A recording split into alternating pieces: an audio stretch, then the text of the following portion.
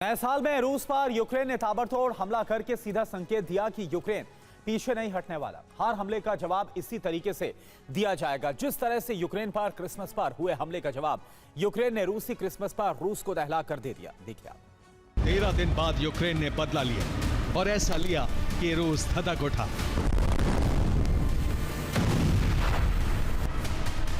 रूस के 10 शहरों पर रात के अंधेरे में ताबड़तोड़ ड्रोन दागे गए, जिससे रूस को बड़ा नुकसान हुआ है।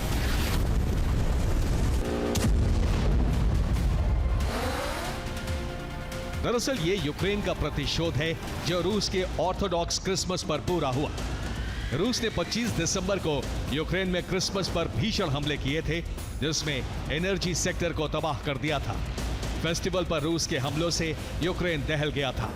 तब तय किया गया था कि रूस पर भी ऐसे ही हमले किए जाएंगे, जिसके लिए दिन तय किया गया 7 जनवरी, यानी रूसी क्रिसमस का दिन।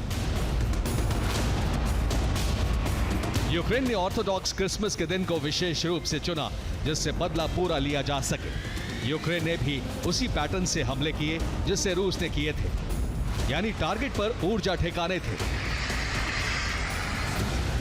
रूस पर हमले के लिए ब्रिटेन ने इंटेलिजेंस इनपुट दिया, जिससे यूक्रेन ने सटीक हमले किए। एनर्जी ठिकानों को टारगेट किया गया। बेलगरोद का ऑयल डिपो खाक कर दिया। लिपिट्स्क में भी ड्रोन हमले किए गए।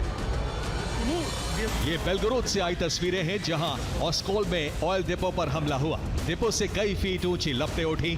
3 यूनिट पूरी तरह खाक हो गई। ये वही 3 यूनिट हैं जो हमले में पूरी तरह नष्ट हो गई। इन यूनिट के अलावा डिपो के दूसरे हिस्से को भी नुकसान पहुंचा है। इसी तरह यूक्रेन ने दूसरे ऊर्जा संयंत्रों को भी निशाना बनाया। इसके लिए लॉन्ग रेंज ड्रोन का इस्तेमाल किया और उसी क्रिसमस पर यूक्रेन ने बदले का अध्याय पूरा कर लिया। 4 खास ऊर्जा ठिकानों पर हमले किए गए। पहला ऑयल डिपो जला दिया, जो बेलगोरोद के ऑस्कोल में पड़ता है। दूसरा ऑयल डिपो गेरकॉन प्लस है, जो लिपिट्स्क में पड़ता है, जबकि तीसरा ऑयल डिपो नया टाउन में है, जो कोस्त्रोमा में पड़ता है। इसके अलावा चौथा ऑयल डिपो यारोस्लाव में पड़ता है, वो भी खाक हो गया। इन चारों डिपो से रूस के 1/3 हिस्से को तेल सप्लाई किया जाता था। इनके ठप पड़ने से बड़ा तेल संकट पैदा हो गया है। इसके अलावा यूक्रेन ने पावर सप्लाई बाधित करने के लिए भी पावर स्टेशन और हाई टेंशन लाइन पर हमले किए। कुर्स्क और बेलगोरोद को टारगेट किया गया। रूस के 10 शहरों में पिछले 24 घंटे से बिजली सप्लाई नहीं है। ऐसे में लोग परेशान हैं, जबकि यूक्रेन के हमले रुके नहीं हैं।